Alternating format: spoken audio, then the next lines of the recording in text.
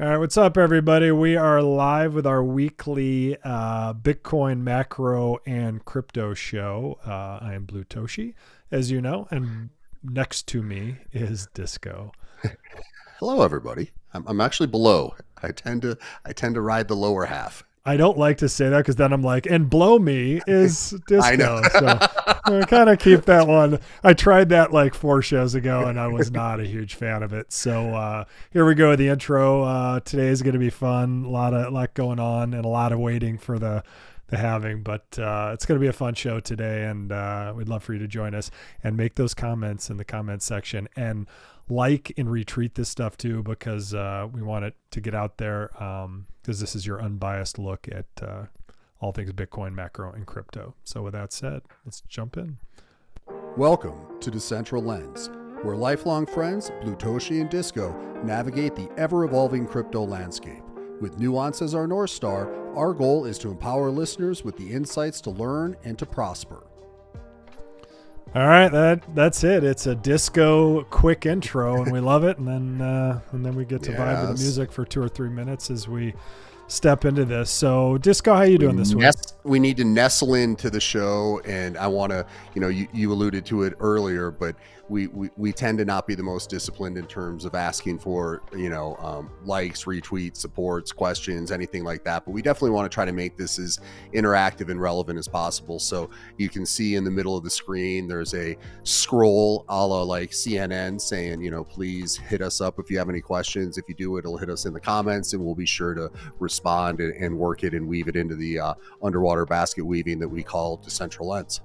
Yeah, and I just added a word in there. I put pertinent. So as long as it's part of the show, yeah, put in pertinent questions. Yeah. But we'll scroll that. You know what? I'll scroll the ticker slower now. But this is an interactive show, at least partially interactive. Like, ask us questions, and as we go through, we always start with the macro, generally with Bitcoin and the crypto space, but then we work our way down in the fabric to talk about ordinals, NFTs, what's going on with Larry Fink and all the stuff he's doing with Biddle and all sorts of stuff. So, cool. Yeah, so this week, some of the things to kind of keep in mind is we do have some events going on in New York. We have, kind of the NFT side of things, which leads to the questions that we may get into about, where do NFTs kind of stand in the mind share of collectors overall right now? Right. What's the kind of next leg for that? And then we'd be remiss if we didn't just kind of address the fact that we're kind of in this pre-halving, I don't want to say waiting room, but it feels like, that's kind of taking most of the air out of the conversation, and things are kind of focused on, what's going to happen pre-post that, and what the implications will be for, basically a lot of us, who are involved with this show and in this community. Like, what are we going to see from some of these kind of things that we've laid into and gotten involved with over the past 8 weeks or something that really kind of captured our imagination? So I think that's kind of where we're at right now. It's not like a crazy fury of mints and drops and stuff like that, as much as, what are we going to really see, transpire, right, on April 20th. Yeah, I think Ink was the last, I don't want to say big one, but it was in the ordinal side. It was the last big kind of PFP one, and I liked the art, I liked the team, I liked everything. It has since gone down, but honestly, I think there's a good community forming, but I think part of it is just the kind of, like you said, it's that fatigue before the halving. I mean, what's today, the 3rd? It's Wednesday, April 3rd. We are 17 days away from the halving. I mean, on predicted to be 420, which would be awesome, but so awesome. An epic sat on 420, like, oh my god. And Casey just did a great Spaces interview on the Ordinal show. Hats off to Leonidas. He did a great interview. He asked good questions, and I don't know if you listened to it yet, but I did a whole write-up at Blutoshi on X, because I was like a quarter of the way through. I'm like, obviously anything Casey says, especially, they've pretty much finished it, so they're going into the halving, I think, with a lot less stress. I'm sure there's going to be some little bugs and stuff, but I think they're there, and I think they're really happy with it. So I think his stress levels will go way down, but we're all just sitting waiting for that halving to see what happens with runes. We see it with Solana, and Solana just going nuts, but we haven't Bitcoin hasn't had its day yet. It has with BRC20s and Ordi and Sats and stuff like that, but it hasn't with runes. So this is kind of it's the calm before the storm, to say the least. Yeah, it's like you got to kind of clear the deck, get ready for, whatever's going to happen.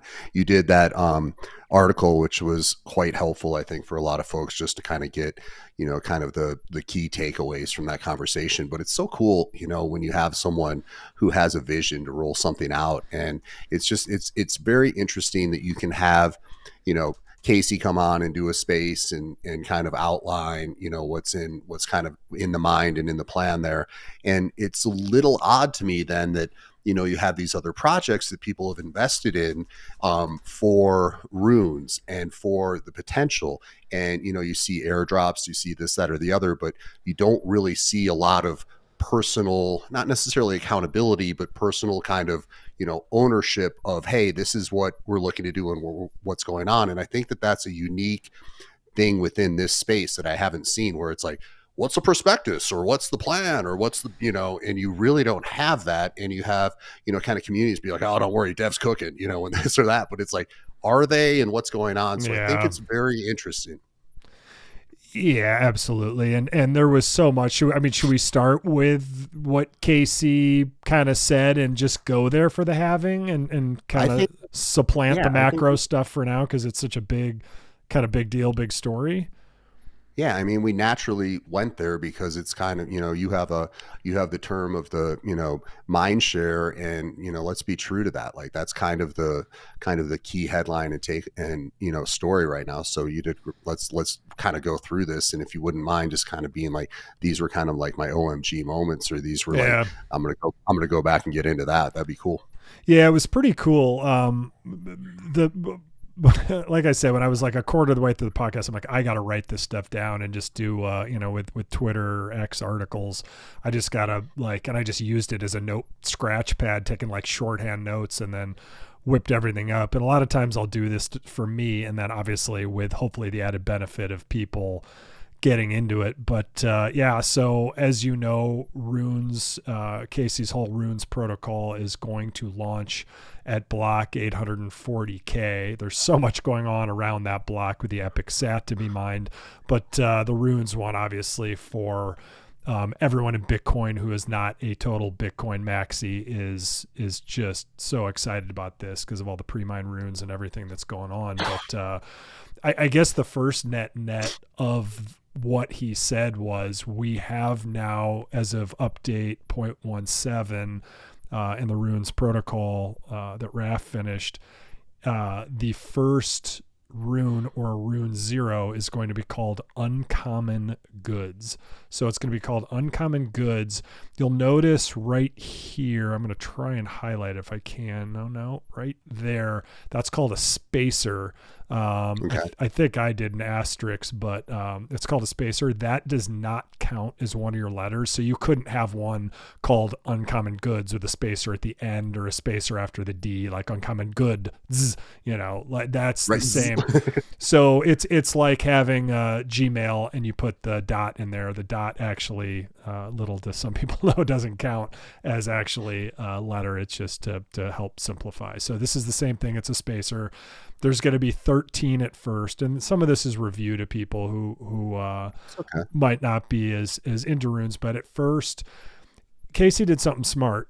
Basically, he didn't want the one-letter runes to be gobbled up right away by the people, with the closest relationship to the miners and the most money to get this done. He wanted them to unlock over time. So rune names like uncommon goods, I haven't counted that, but I assume it's 13 letters, will be what's first. So it's 13 letters or more will be the name of your runes. And obviously, more sought after rune names would be runestone or runes or runex or whatever it is. It's going to be short names, or even X, like one letter, A, right? So those won't unlock. Every 4 or 5 weeks, the next letter over the next 4 years, it'll unlock all the way to the one letter. So just before the next halving in 4-ish years, the one letters will be unlocking. People can reserve those now, and I'm trying to still get a little clarity. I think you can reserve them now. You reserve the name, but it doesn't broadcast publicly. You get it mined, like the transaction mined. Then you have to wait 6 blocks to then claim your name. What I'm not sure about, let's say you go for a 5-letter name that'll unlock and be usable and mintable in, we'll call it 2 years or 2.5 years, is that, can you lock that in right now and just hold that for the 2.5 years? I think the answer is yes, but if there is anyone out there who has a thought or comment on that, that was the one part I'm trying to get to the nuance of this, listening to what he's writing, what he's saying. But I think you can even make the transaction now before Runes is launched to claim it, but then you actually claim the name 6 blocks later. I assume you have to wait till at least it launches to claim that, but I'm not sure if A, B, C, and D 4 years ahead of time can be locked and loaded from folks. Actually, I'm going to go in the little Peepo chat. So, I think they'll be able to give me a good answer to that. Wow. And then basically he's saying that the UG for Uncommon Goods is going to be a meme coin to roll out. Yeah. So Uncommon Goods is a meme coin. So this one's interesting. So every rune is going to have different fundamentals to it and different tokenomics. This one, anybody can mint it. You can mint one at a time. And then, so you could I'm sure people are just going to start creating bots just to keep minting this, but you can only get one at a time.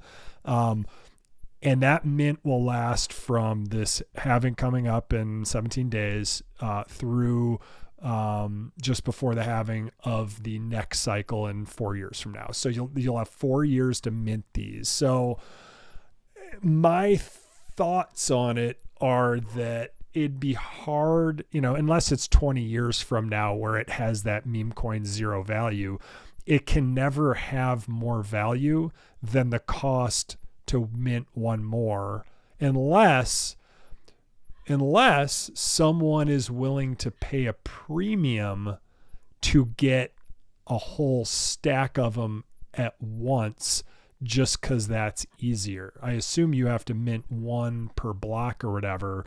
Again, that's why I said bots will probably take over that process. But, he wants it to be a meme coin. I think Casey is pretty independent of value and trying to make money, which is obviously a good founder to have for kind of a new protocol on the on Bitcoin. But it'll be interesting to see how this rolls out.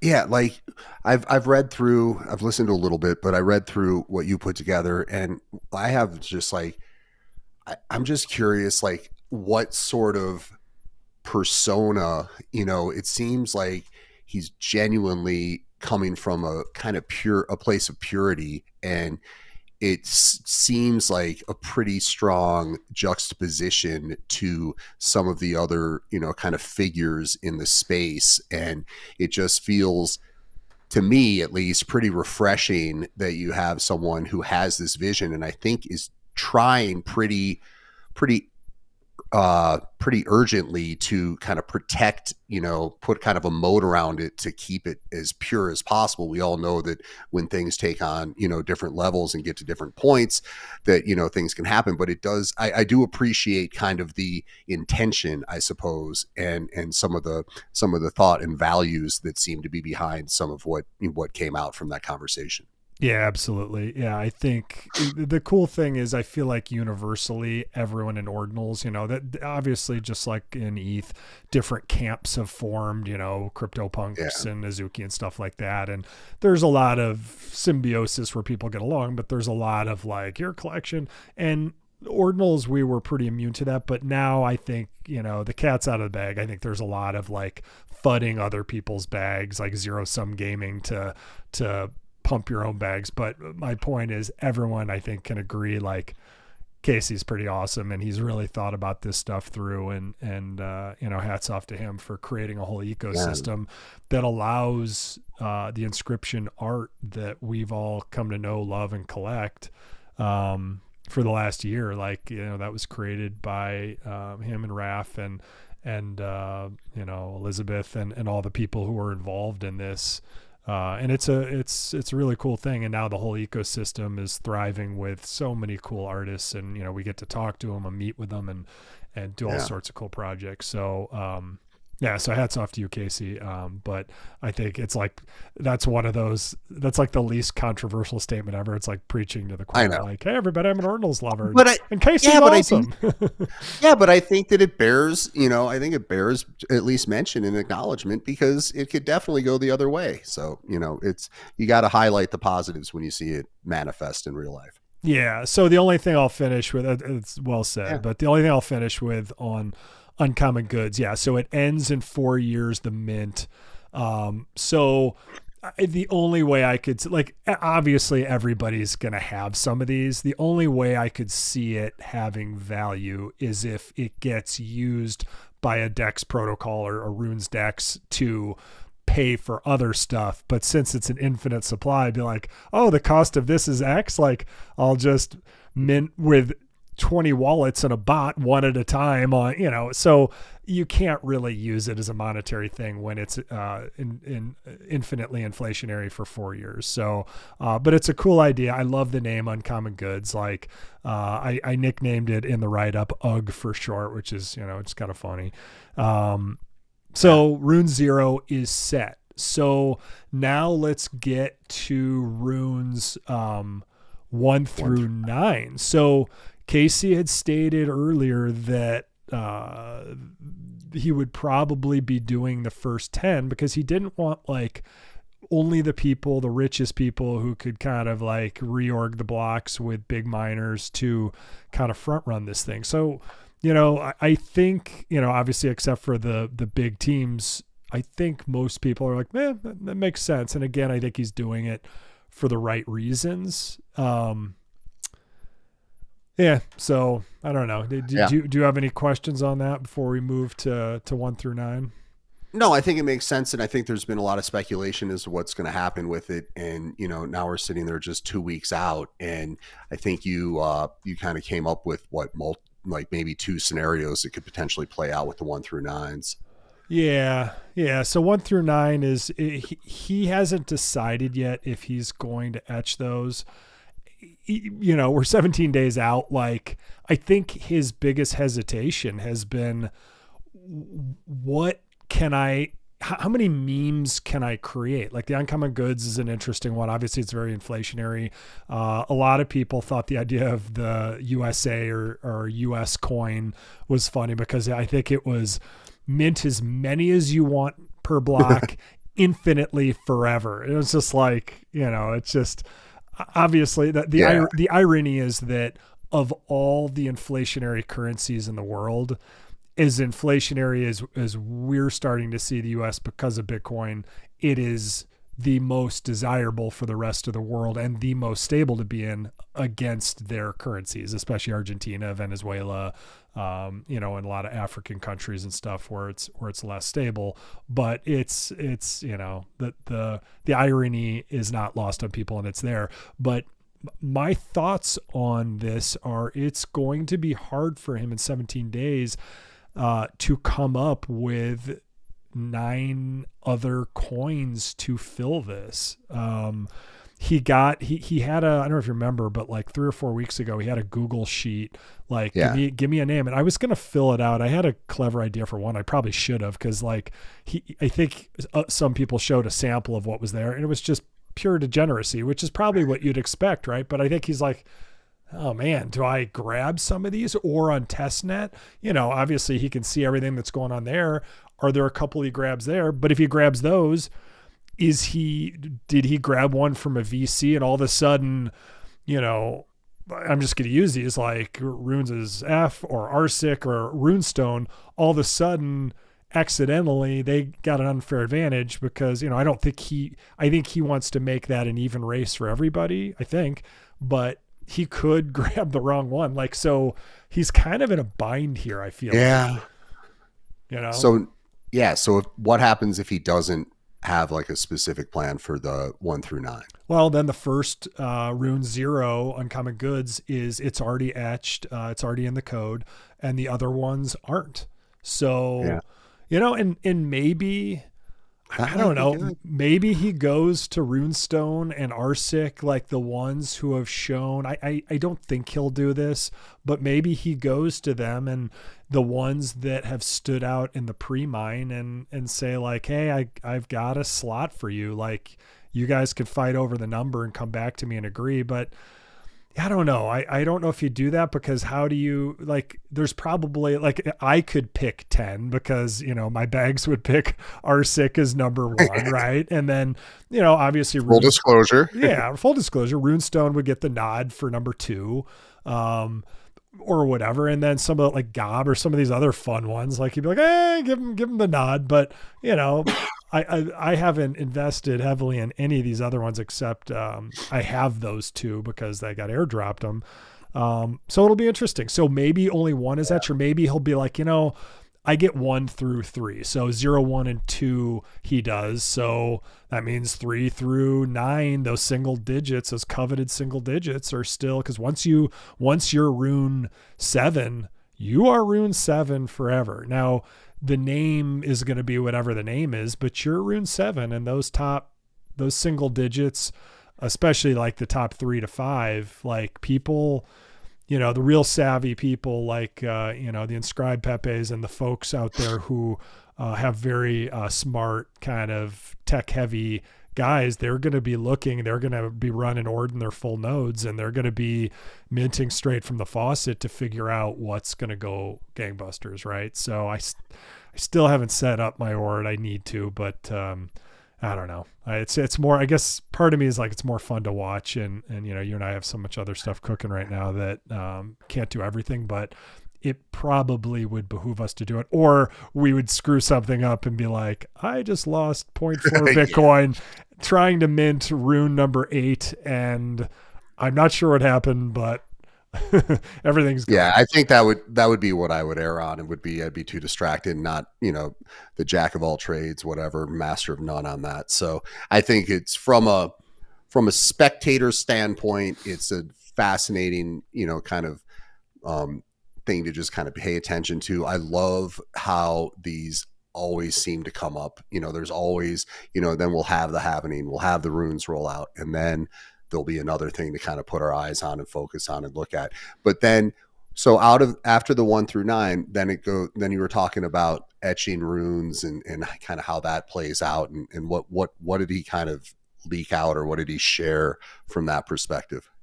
Yeah, so there's a bunch of stuff, and not all of this is brand new. A lot of it has been around a while, Right. like how to etch the runes. I talked about the 13, but the big thing in this section is the runes commit reveal scheme. So basically, the commit is where you actually get the block mined with your rune and your metadata set up in the tokenomics, the behavior. Can you mint up to 100 at a time? Is it divisible? How many decimal points? What's the name of it?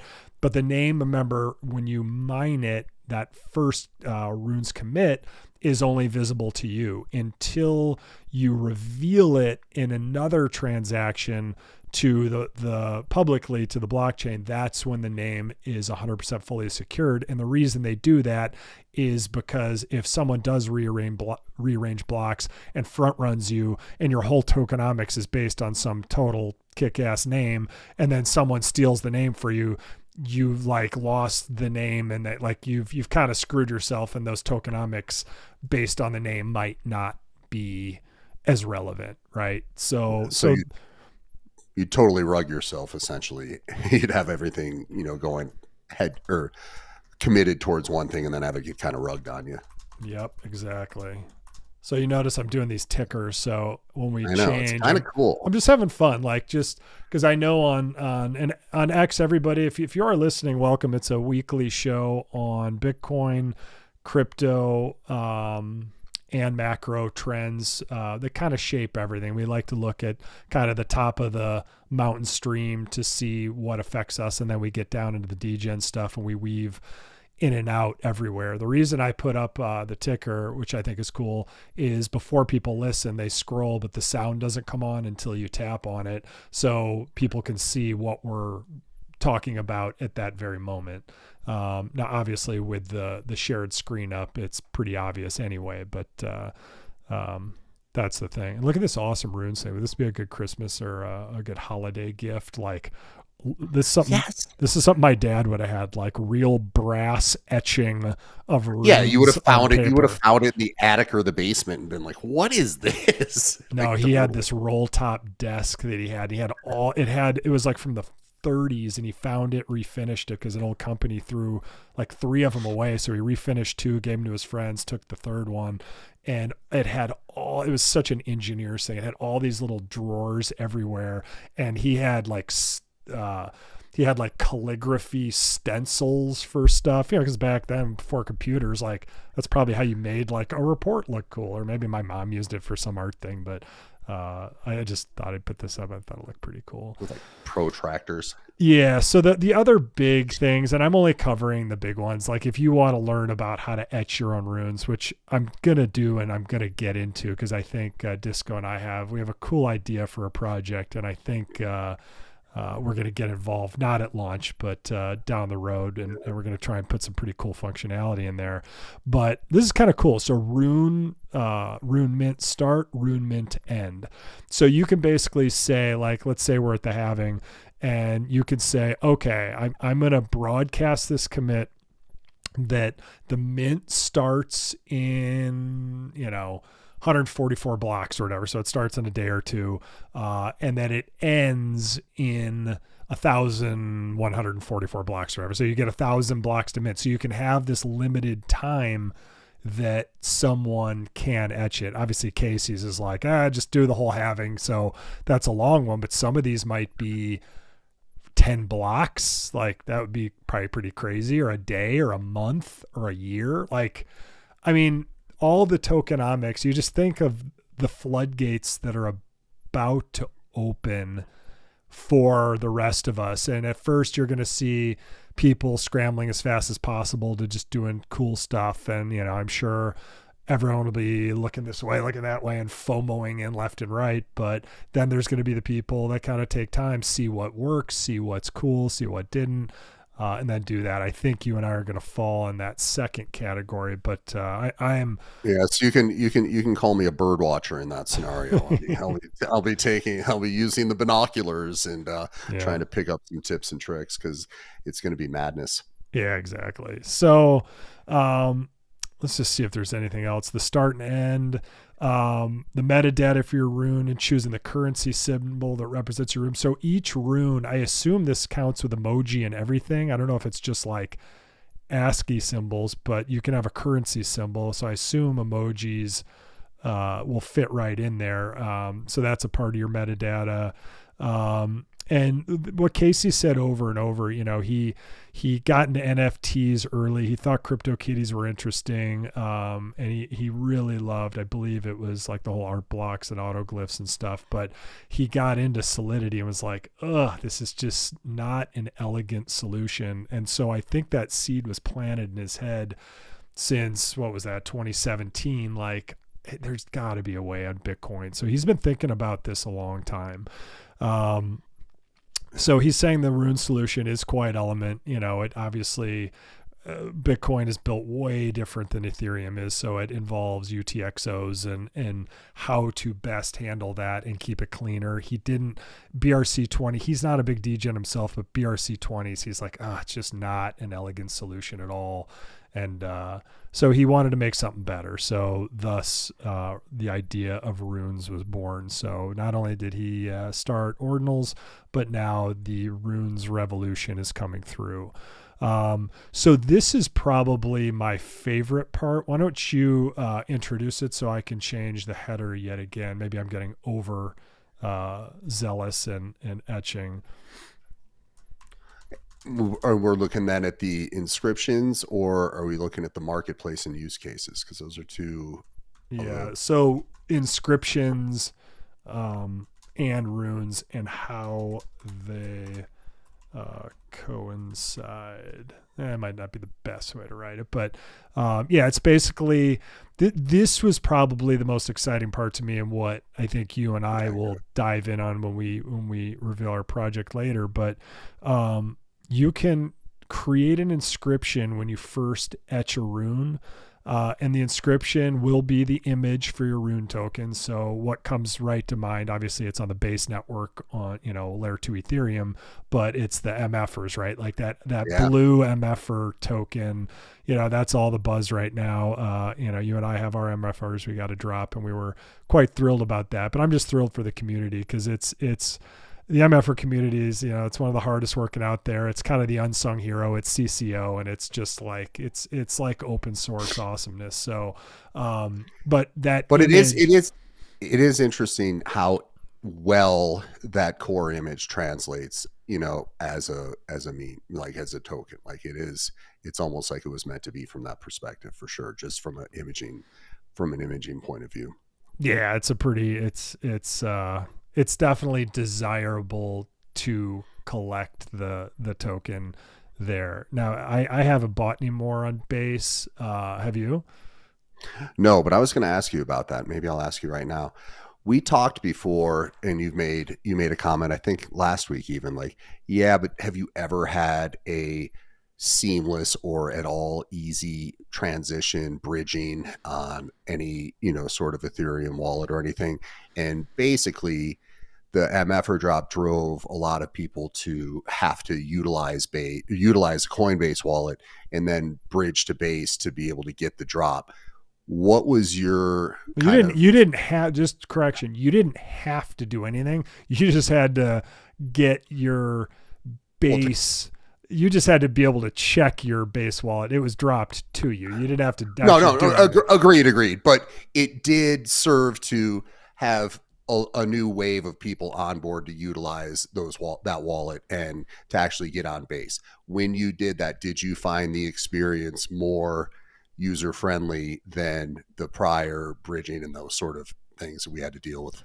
Yeah, I mean, there really was no bridging because, obviously they dropped it right onto the base layer, which is, an optimism on the OP stack, which rolls in to have ETH validate it, right, which we like. So yes, I had never used the Coinbase wallet, and I never really planned to use it. And now, honestly, I haven't used MetaMask probably in over a year. I use probably more advanced stuff that I can spoof as MetaMask. So some sites only recognize MetaMask. So I have wallets that can spoof as it, but MetaMask, I didn't realize how bad it was now. It's like they stopped caring, or they have other problems, or maybe it just was never profitable. But I would think with having a little marketplace on there, they could. But what I tried to do first was go into MetaMask on my phone and then call up the base chain. You just put in a couple codes and numbers and a URL, and voila, it's there. And it just kept just not that process, just the whole MetaMask wallet and the browser just kept breaking. I'm like, why am I doing this? And then I went straight to the Coinbase wallet, and I just put my seed in my hot wallet seed in there that the MFR was in, and boom, right away they're like, and you have 10,000 MFR. I'm like, bingo.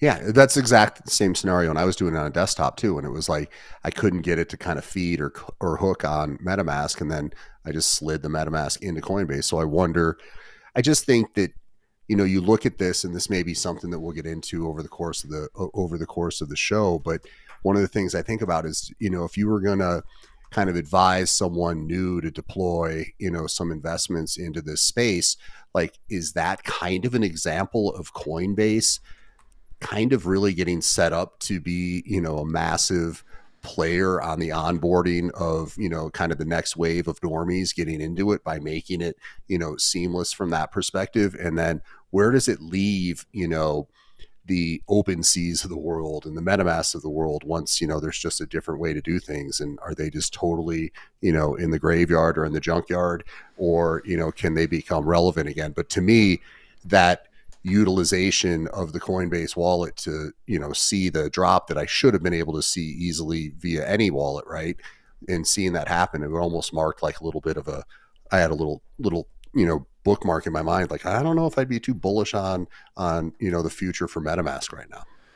Yeah, for sure. That last statement I think is definitely true. But for the Coinbase question, yeah, I think, remember Coinbase tried to come up with a competitor to OpenSea that was very Yeah. social, and what happened in day one was everybody, like I'm 6529, and they poached all the names, and it just turned into a goat rodeo, and they literally shut that thing down. I don't even think it lasted a week. It was just wrought with errors. OpenSea was dominating at the time. I think it was even pre-Blur. It was just it was an extremely poorly executed launch. And, that takes time to set up a whole store. They bailed on that thing so fast. It was incredible. That said, now with this base layer, especially with Farcaster too, because base and Zora and all that stuff, it's way bigger over there and you see it more. But, I've been saying on this show for a while, erroneously, is that like, oh, Bitcoin and Solana are having their day in the sun. ETH, it was crabbing, and it's still kind of price wise crabbing compared to the other two, but they're definitely having their airdrop layer 2 season now. It just took a couple more months to kind of catch up on the fun, but I would say, my focus is more on Bitcoin ordinals and obviously runes right now. But to me, it feels like, as someone looking kind of over there back at Ethereum, Base is killing it. Like, Yeah. that's Coinbase's, like, and I always make fun of Coinbase because I bought the stock, got dumped on by all the employees who got it before. They probably dumped a quarter or half, and the price just tanked, and it's still below what I bought it on day one, being on the NASDAQ or New York Stock Exchange 3 or however many years ago it was. But I never sold it. And, I believe in them. I believe in Brian Armstrong. I believe in all that he's doing for standing up for crypto now, and Kraken too. I believe in all those guys and how they're fighting. And I think now that you're seeing people fight, it gives other people the courage to fight. But I'd say Coinbase with Base is like, it's heating up fast, and it kind of makes me realize, like, as much attention as I have on Bitcoin right now in the ordinal space, do I need to at least have a little side glance, maybe a little more over on Base, just to, like, with Mfer, to degen in a little more there, or whatever. Well, the MFer, it was almost like it felt stealth. You know what I mean? Like, I was like, all of a sudden it's like, oh, they did the coin, they dropped it, it's on Base, da da da. And all of a sudden my timeline was blowing up with MFers, and it wasn't like a big precursor to it. It was like, it just kind of happened. And I just think that it's somewhat interesting to think of it from the lens of, will Coinbase and Base be what maintains Ethereum's relevance? Like, it'd be such an interesting kind of thing to see, like, hey, this exchange, and obviously they're a lot more than an exchange, but if they're what ends up, really helping maintain relevance for Ethereum as we enter this next phase.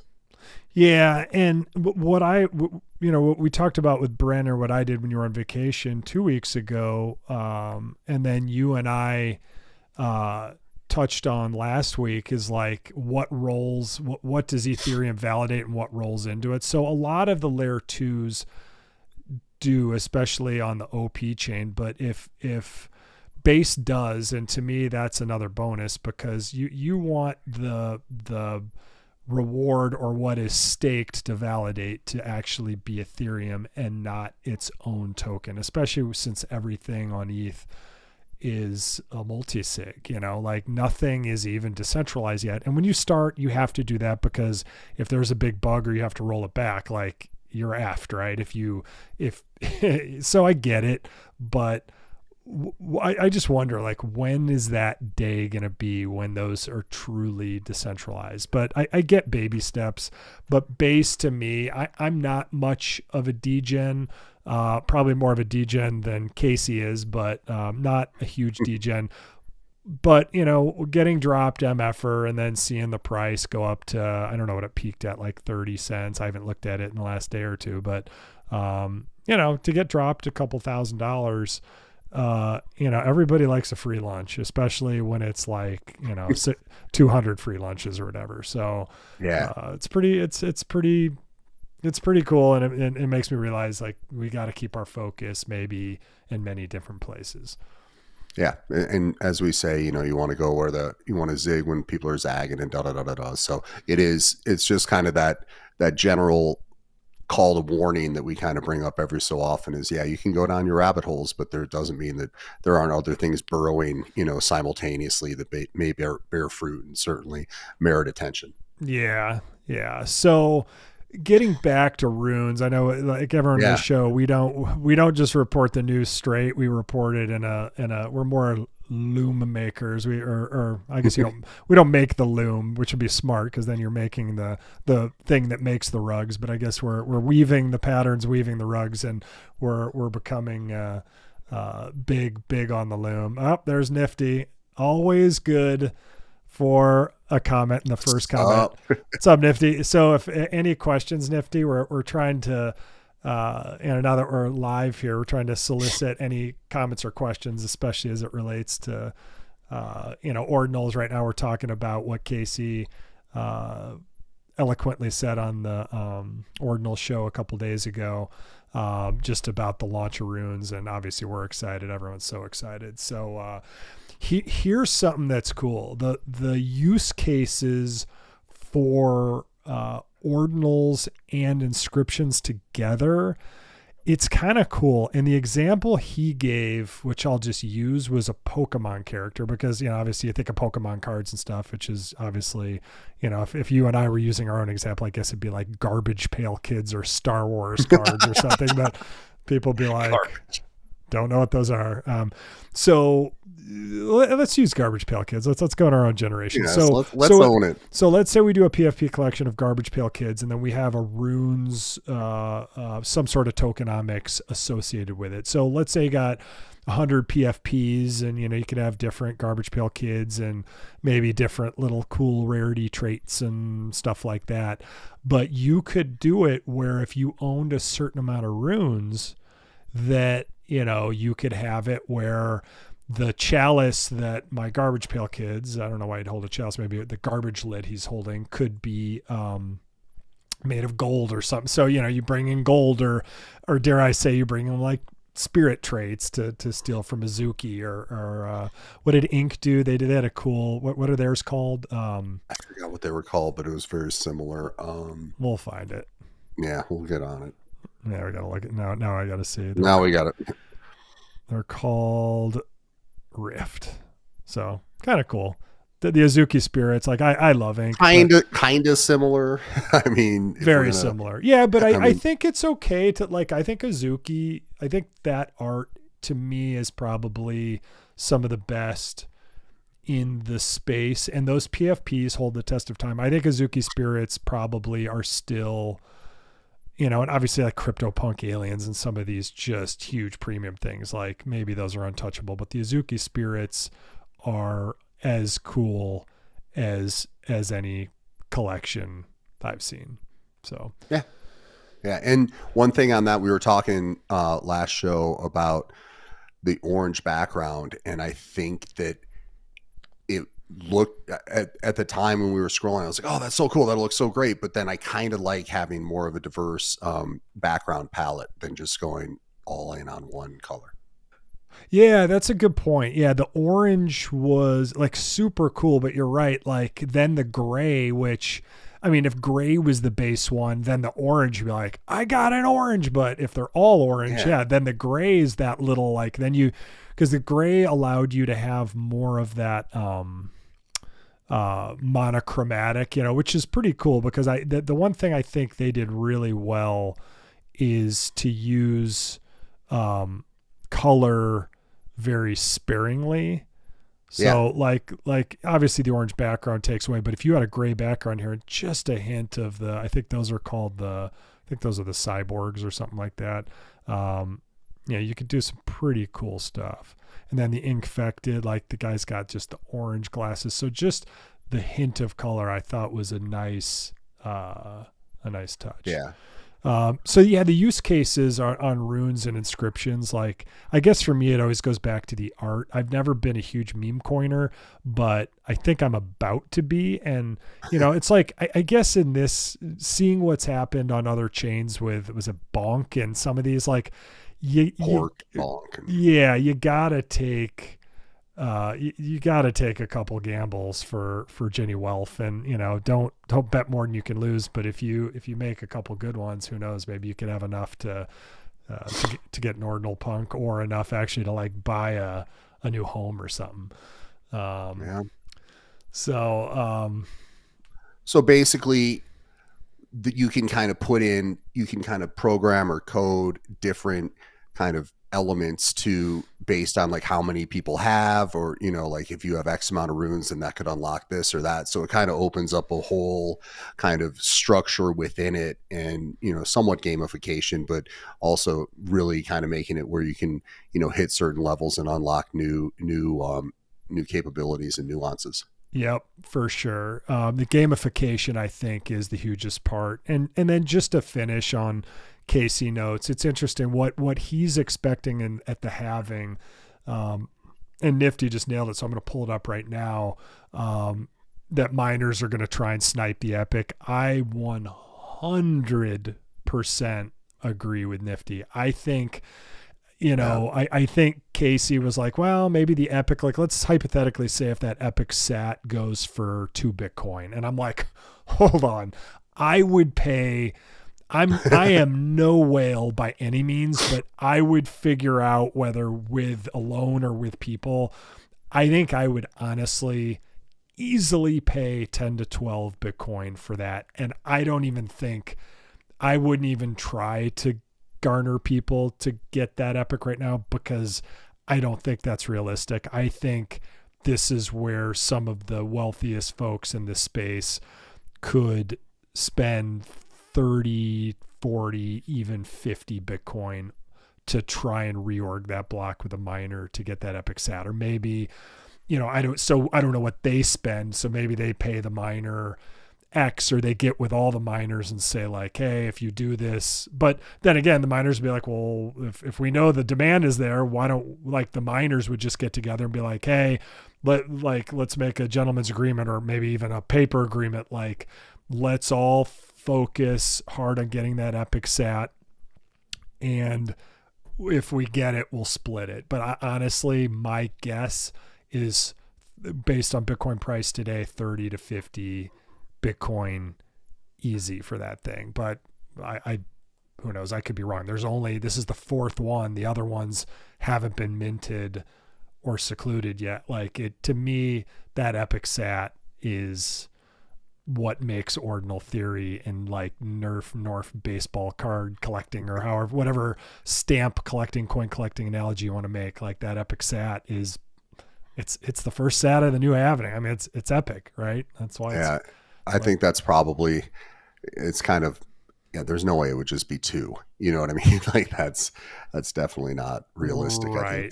I think you're right in looking at that. So one last thing that I saw in your notes, and I know that people have been talking about or mentioning. So essentially, is it correct that Magic Eden has kind of come out and said that we will be, a marketplace for runes, like, from the jump, and that's how, kind of these transactions in the early days will probably be focused in that arena?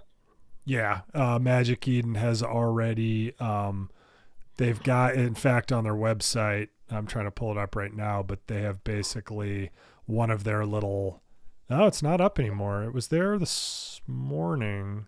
No, I see it.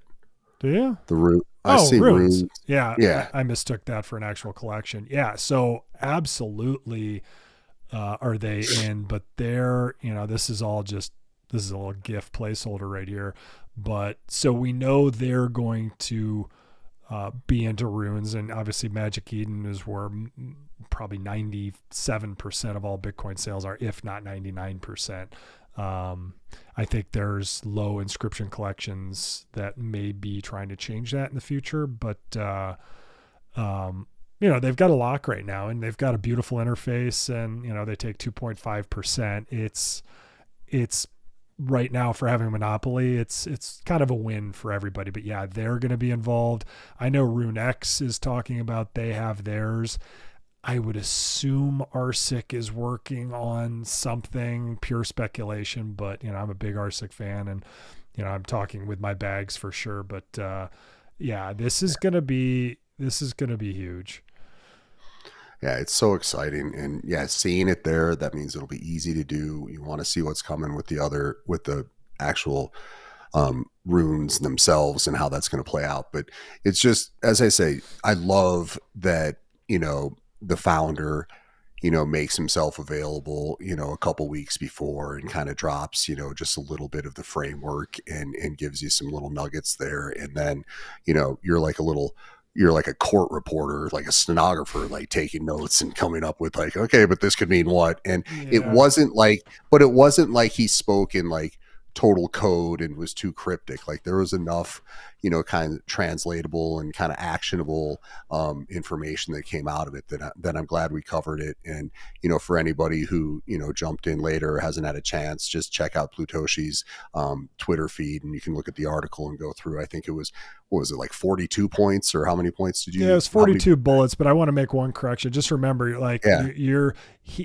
that interview, consider that more, and everything that I'm writing, it's more for the layman, really for the collectors and how we can get involved, what to think about and what to do. But remember, through the GitHub repositories and through the test net, like the tech and coder capable in our space, they're all over it. There's no how you structure your etchings and how you then commit it. It's all documented to the T. I'm just giving the 10 to 30,000 foot view, but Casey has done a very good job making the code very simple and elegant.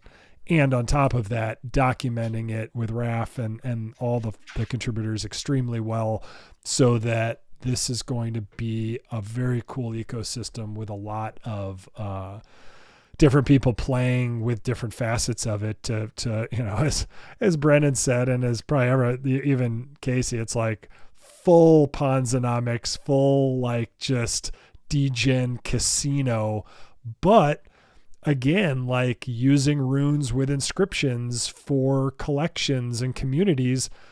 The gamification, yes, you could degen into a bunch of stuff, it could go to zero, but also cool things will be developed here. And Casey did hint on, he's not, Leonidas asked him about L2s and stuff like that.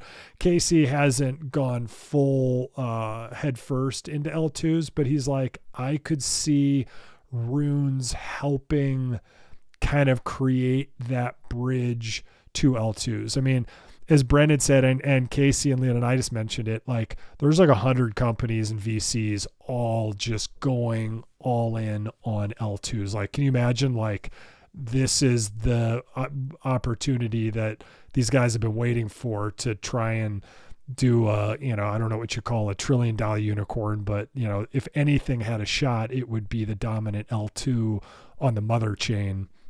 Yeah. So the fact that runes, and remember, I've been saying this for months, like, maxis are always like, it's spam, it's cluttering the network. And I actually got into a conversation, and it was very above board with Luke Dash Jr. and some of his supporters. And I said, like, but we don't consider it spam. And I said, send me whatever you got. And they sent me it was like a 10-page document, and I read the whole thing, and there were some good points in there, but the whole thesis was that art on Bitcoin is spam. So if you start with that thesis, anyone who believes it's art or something else is immediately going to be turned off anyway. So it's not really a good argument because we don't consider it spam. And I tried to get to, I want to hear the other side. I'm always willing to look at the devil's advocate.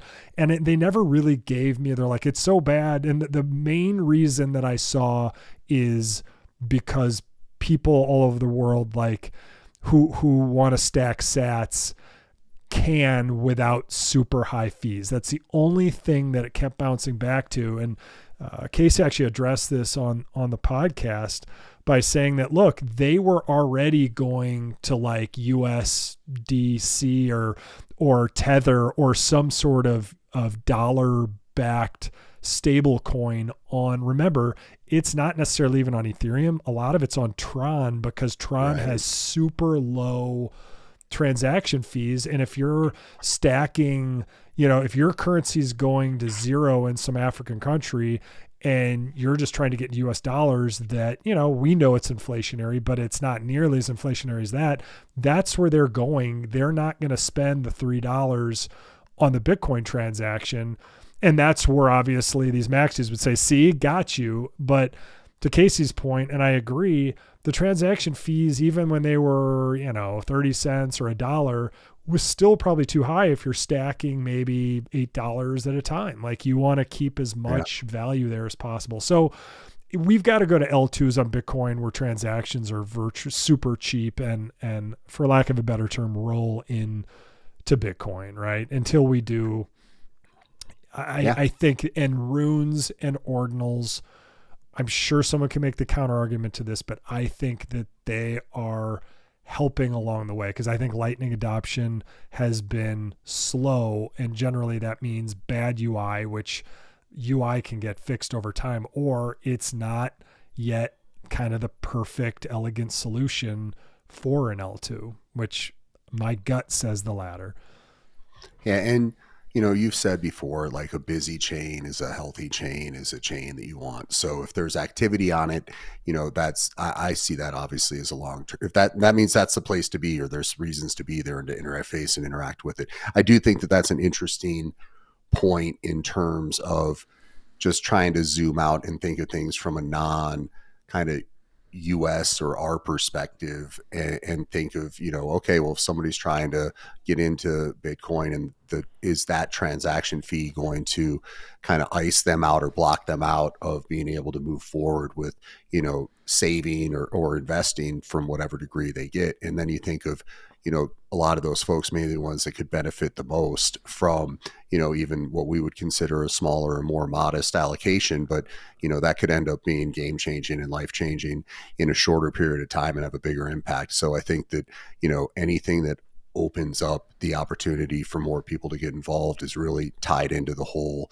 kind of notion of, a decentralized currency. And I'm all for, whatever kind of, scaffolding can get put in place for as many people to benefit. Yeah, for sure. And obviously we're on the front lines of this, and news happens and travels fast in this space. So, runes it's not like it's the next step to perfecting L2s, but it's the next step in having Bitcoin be a more robust chain.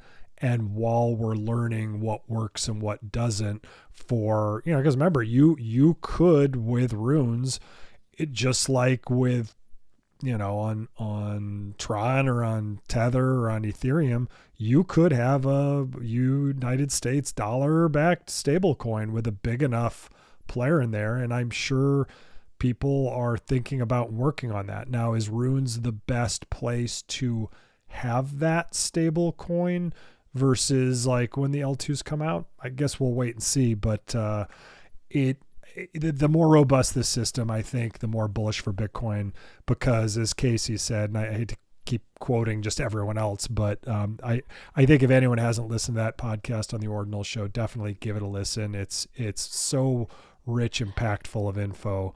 But the more we can bring other people from other chains and what they're doing back to the mother chain, obviously the more it helps us who are Bitcoin firsters, I guess, right? Yeah. So maybe it's time to talk a little bit more about, some of the macro, and we can hit that and get into that, since we've kind of explored that area with the runes. We all know that we're all kind of on standby for, 17 days from now to see kind of before and after what the impacts are. But right now, there's a bit of a dip happening with the Bitcoin price, and pretty much with the broader crypto markets overall. And you can get into the outflows and the inflows and look at that and take a look at that. But just from a bigger perspective, like knowing what we just, the preface of what we just talked about for the past X amount of minutes, I can't get out of my own way of viewing it as a very nice opportunity to stack a little bit more before. It's almost like, like I hated that feeling in a weird way. I was super happy, like, oh, 70, oh, we're going to hit 80, in the next week or whatever. But then it's almost like a little gift to me that there's a little bit of a lower basket, and you can acquire a little bit more right now. And we can look at what some of the factors leading to that are and some of the theories and all that. But I defy somebody to really tell me, or I challenge someone to tell me how the supply demand thing is actually going to show a smaller demand than supply than desire, moving forward. Like I just can't get my head to look at it like, yeah, it's going to go down for a long period of time. There's just so much activity, so many things going on that I tend to look at anything like this as an opportunity to, shake the last couple of quarters out of the couch and put it in and deploy it as soon as I can. So looking at it right now, I don't even know where it is, where the price is. I just know that it's tasty looking to me. And it's definitely something that, it's at 65,703 as I take a look. And to me, that just looks like a very nice little opportunity to have kind of a last chance opportunity to get in at a decent rate. Yeah. Go ahead. Yeah. Which is weird because isn't that almost kind of locking around like the previous all-time high, and we're sitting there and I'm sitting there now like, oh, it's such a tasty little opportunity where it's, at a point where, when we started the show and it was at, 21 or whatever, 24, like you got to look at this as just kind of it's stabilizing at that point. And, it hasn't really gone below what was a previous all-time high. So I don't know, knock me off my bull horse, knock me off the electronic bull at a birthday party at one of the places at Sally Stage or something, but I just can't get knocked off. Stage. Nice callback. Thank you. I forgot about that place. Yeah, it had an electric. I think it's the only time, maybe in my early corporate career, I was on one of those mechanical bulls, but was Sally Stage's mechanical, or was it like someone using something? I feel like it was a little more crap. It was a little more MacGyvered together. It wasn't like a very well put together mechanical bull, but it was the best that we had in the Middle West at the time. I remember they had the mats all around it though, so it must have like. And then what was on the stage at Sally's Stage? Was it like a little show for kids, or did we just eat there and ride the bull? I think we ate. No, I think they probably had like a little review or, like a little, kind of sound, a little stage or I forgot what the players were. It certainly wasn't that substantive. The whole thing was really about waiting in line and getting on the bowl and seeing how long you could do it. And I think they had, I don't know if it was root beer, but they had something pretty good that I used to get hopped up on while I was waiting. Sarsaparilla. So, but as I say, just really, I can't shake my little bull case on this still. And as I say, I look at the daily dips or the small dips as an opportunity, and I'd love to be convinced that I'm way off base with that.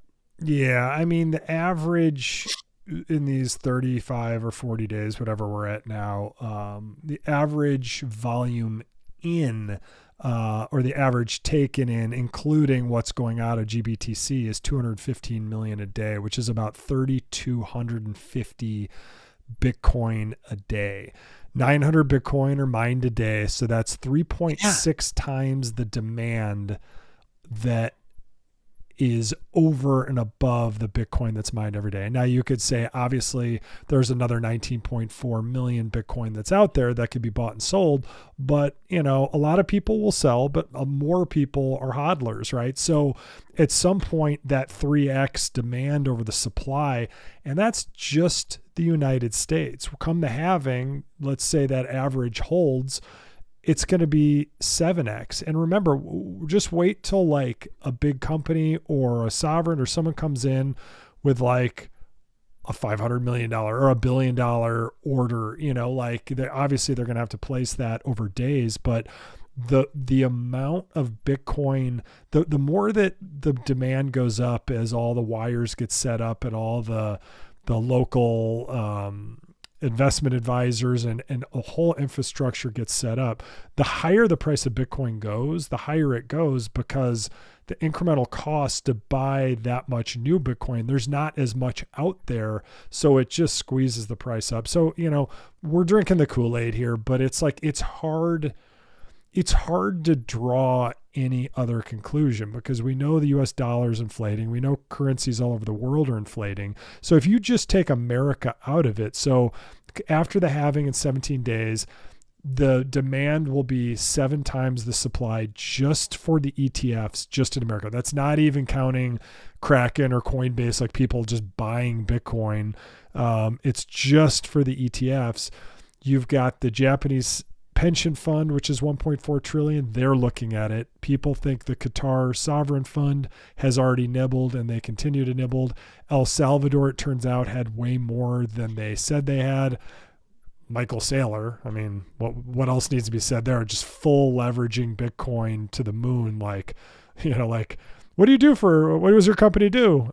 Bitcoin. We leverage Bitcoin, and that's what they do. And that's why it's been able to go up faster than actual Bitcoin itself. So, it'll be interesting to see if that's a Harvard case study, in 15 years. Maybe they'd be too proud to do it, but like, he is basically leveraging, it's inflationary, but a very lightly inflationary, super high demand, immutable asset to make his company worth more and more, and to make him possibly, I don't know where he stands now, if he's in the top 10, probably not, but at some point he could easily be the richest person in the world, or at least top, 5 or 10. There's a lot of speculation that he and Bezos are friends, I guess, that Bezos has had Bitcoin forever. A lot of people now are speculating that Zuckerberg, I guess his goats are named Bitcoin and Max or Maxi. So, and they had the whole, whatever that coin was that got shut down very quickly by the government because they didn't want them to control like social media and like a basket stable coin type thing. But he's clearly into it personally, and we'll, whether Meta gets into that or not, who knows. But I just, think of Meta, it probably won't be Apple, right? But Meta's probably top 10 most valuable companies in the world. I mean, can you imagine if they're not already just gobbling, like, if they put a couple $100 million on their sheet, that would not be that difficult. That would actually be quite easy. So yeah, and it's kind of an interesting juxtaposition to think that if there was a situation where Saylor, let's just say he became the richest person in the world, it would be so different than Elon in terms of, this is a guy who just is laser focused on one thing and really kind of takes ego out of it. And whereas you have another gentleman who's got his hands on pretty much every different shiny object you could possibly get involved with. And we'll see how that plays out. Ultimately, he's had a great track record, and I'm certainly not going against, Mr. Musk, but there could be something to say about just laser focused and staying the course and believing what you're doing and going all in on one thing. One thing that kind of came up that it was somewhat interesting, and it could reflect either the current price or an opportunity to acquire more if you believe in such. It looks like the U.S. government is potentially about to dump a little bit, like $2 billion worth of Bitcoin. I think it was Bitcoin that was seized on the Silk Road in that whole situation. But people are saying that they've seen some wallet activity that looks like it's linked to the U.S. government moving, a couple $1 billion US dollars worth of it. So again, when I read that, I almost get, excited. And I know we talked about it briefly, and you're like, yeah, the more flush outs that can happen, the better right now. And, if we can get these sort of things flushed out and get a different sort of entry point prior to the halving, like, kudos to whoever is involved with that, because I like that thought. Yeah, for sure. I mean, so $2 billion was moved from the U.S. government. Whoops, I almost made that too big. The on-chain data shows they have not sold anything yet. But they have about 30,000 Bitcoin that they moved, and 2,000 have been moved to Coinbase. So I think a lot of people speculate, and they're probably right. That's like your little I'd love that if that was my tester send. Like, did it get there? My 2,000 Bitcoin, but that was their test send. So obviously they're going to move it.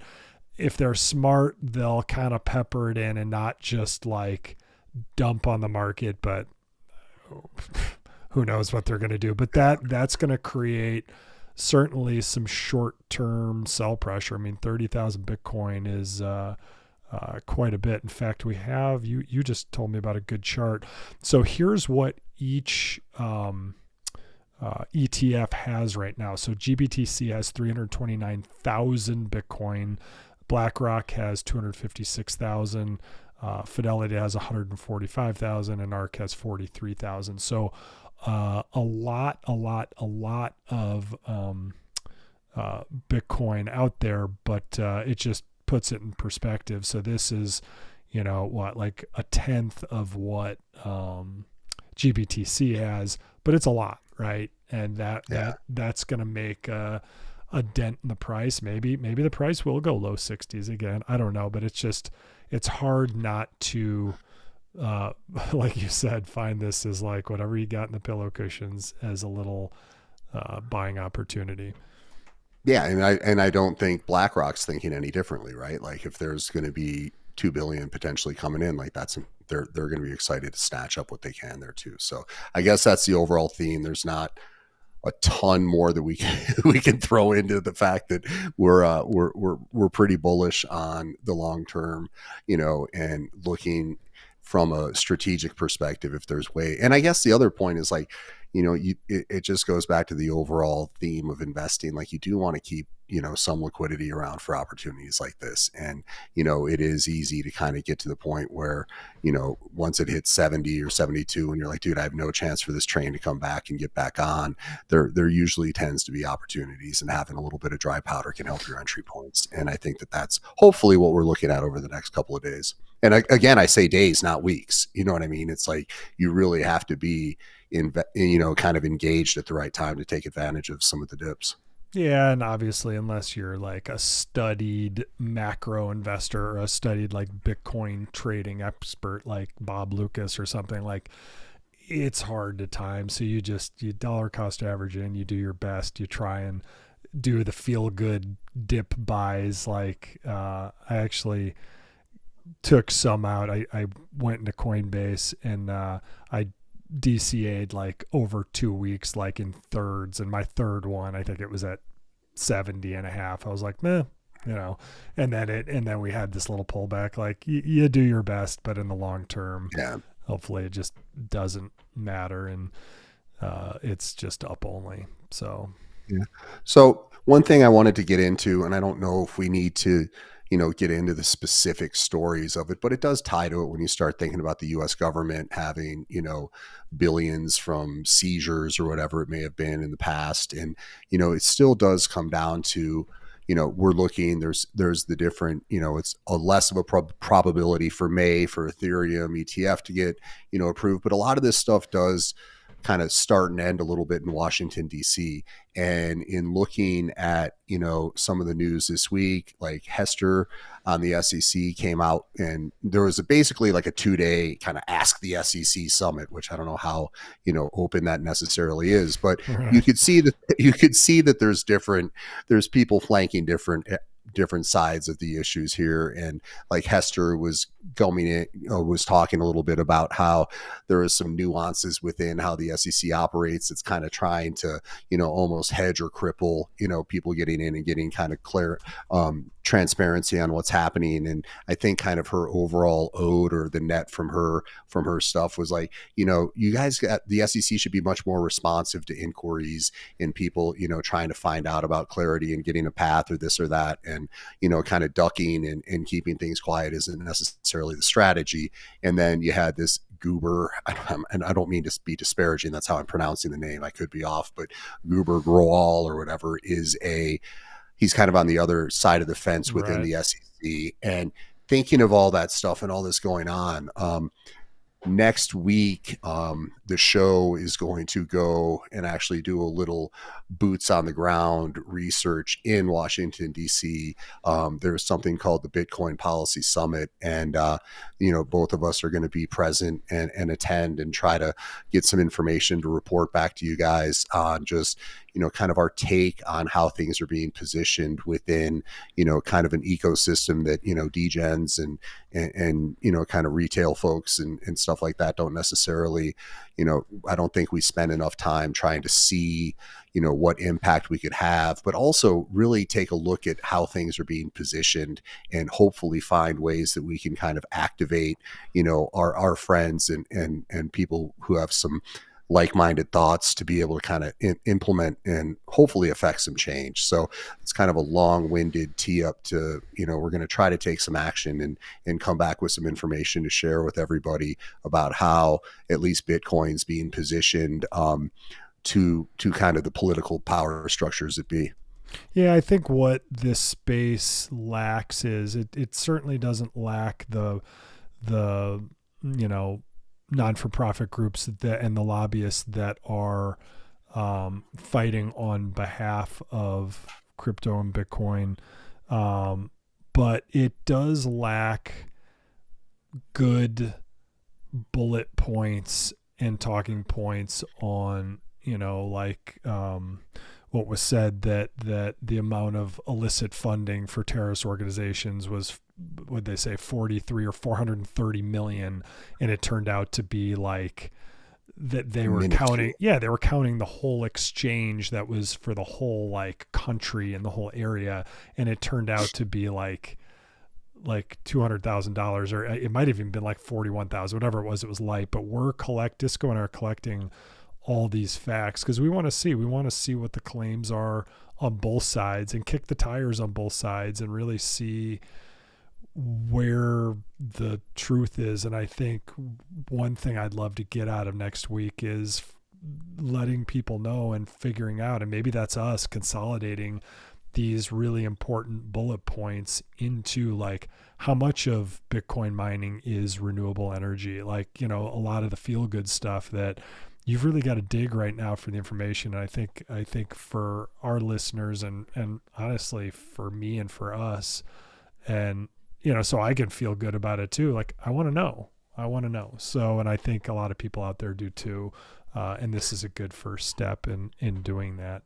Well, you look at timelines and, crypto Twitter, and you understand that we're kind of in an age where narrative, is key, right? And, sometimes it's the first to go with a narrative, or it's a narrative that gets supported or whatever. But I'm assuming, based on what I know, that that's certainly the case within the halls of Congress as well. Is, a narrative will be kind of presented and put out there, and we just want to make sure that what's being spread and kind of taken as fact is actually on point. So we're going to do a little work on that front and try to come up with baseline and kind of help folks be able to be like, yeah, but this is actually the TLDR on, the mining impact, or this is, kind of the social impact and all those areas. So I'm very excited about it. I think it's a bit of a step in a different direction, but I think it'll be validating, and if nothing else, certainly interesting. Yeah, for sure. And Hester Peirce just basically had a great speech, and it's good to see she's talking out more and more and more. She's one of the SEC commissioners, but she's speaking out against just the rules and regulations and how they haven't engaged with the public for dialogue, or how companies, they really haven't done a good job. They're just applying these old 1946 Howey tests to things that can't be really applied to now, and it just makes no sense. And you mentioned Guber Grewal, I'll probably pronounce that a little wrong, but the director of enforcement for the SEC is purely anti-crypto and saying how nobody really is cooperating with them. And it's like they tried for years, got shut down, got these fines. And if you remember, it was a year ago or even two, everyone just they pay the fines just like the big banks did. That the fees probably weren't as big as these $1 billion settlements with big banks, but they were big, and they were like, I guess it's a cost of doing business. And now people are fighting back and winning lawsuits against the SEC, which is huge. And now the cool thing is, I don't know if that gave Hester Peirce the kind of fire cover, for lack of a better metaphor, for speaking out more. Or maybe behind closed doors, people are like, look, you've been even headed through all this when I don't know how you were, because I know if I was on there, I'd be like, these people are idiots. Like it would be very hard for me to stay politically kind when it was just pure choke point 2.0 from the Fed all the way down. I mean, remember the Fed with choke point 2.0, Custodia Bank, which literally was 1-to-1, they would hold your money, whereas banks or fractional reserve, which like doesn't have your money, they like loan it out. They were basically, Kansas City was like, yep, they've got the money, good management, good people, good service, awesome. It goes to the Fed. They changed it where it said like high risk. They literally like changed the answers to the test to deny them. And there's no, at the Fed, at the SEC, there's no accountability. And now people like Hester Peirce are pushing back. The big one right now is this thing called SAB 121 or Bulletin 121. And basically it says that any customer holdings in crypto are considered a liability. Well, for a bank wanting to get into the space and allow their customers to hold crypto, they can't, like that, it doesn't work for them. It just doesn't. You can't be, those liabilities are going to make their balance sheets and their books look horrible, and it just doesn't, it doesn't work with our current financial and accounting system. It's that ridiculous, and it doesn't fit obviously with the narrative of what crypto is. So again, it's like, just when you think, like, the cool thing is, like, I feel like the path is slowly getting cleared away, because remember, Bitcoin doesn't care about Gary Gensler. Bitcoin is just Bitcoin. It's just the only people that care about Gary Gensler is us, because we're affected as citizens by these rules. And that's why Disco and I are going to DC. We want to learn and really consolidate the messaging and figure out how to convey it to everybody, because I think now is the time where, we've all been quiet for all these years, and people are like, crypto is a scam, in real life. And if people asked us kindly, we'd be like, dollar cost average in, like, yes, I'm still into it. Yes, no, I didn't lose my house and my shirt. But I think now it's time to go, I don't want to say on the attack, but on the offensive for sure. And all of us have arrows in our quiver that support what we know about this. And the easier we can make those bullet points, the more they roll off the tongue and you don't have to think about them, the more I think all of us, as this gets the mainstream adoption, which the ETFs have made possible, the more we can now go on the offensive and maybe do our last part to clear those last hurdles of ridiculousness with the Gary Genslers, the Elizabeth Warrens, and the Fed itself with choke point 2.0. Yeah, well said. We've certainly kind of dotted a couple marks on the map. Put a couple pins in some different areas today. I think that I will tell everybody, as I always do, that this is really more of a show about entertainment, not financial advice by any means. So do your own homework. Definitely don't get not hurt. Financial advice. Yeah, don't get over your skis. Be smart about what you get into, and do your own research and kind of try to avoid the FOMO traps out there. But I think that this sort of discourse and dialogue, like, it's really something that I'm very passionate about, and you can tell that Blutoshi is as well. So I'm gonna kind of put it out there that we're gonna go and we're gonna come back and we're gonna work pretty hard to help kind of look at the positioning, because I think that that's a fight that's going on, and I think that what you're saying is important, and I think that really providing, putting a light on it, and providing some exposure to, how things are being positioned, and how kind of the battles are being fought that we're not necessarily in front of every day, can provide some good overall value for all the folks that are as passionate as we are about what we see. We see where this is going. We see how it can really transform, lives and industries, and, all the great cases and decentralization. So it's really an exciting thing for us to take a look at. And I'm excited to report back and give everybody a couple of tidbits from what we find. Yeah, you and me both. So we'll take care, everybody. I assume, Disco, that was your that's my soliloquy. That was your outro. So we'll cover the last thread. I won't even bring it up what it was, but it sounds like we'll be covering that after we get back next week. So with that said, everybody take care, and until next time, we will see you later.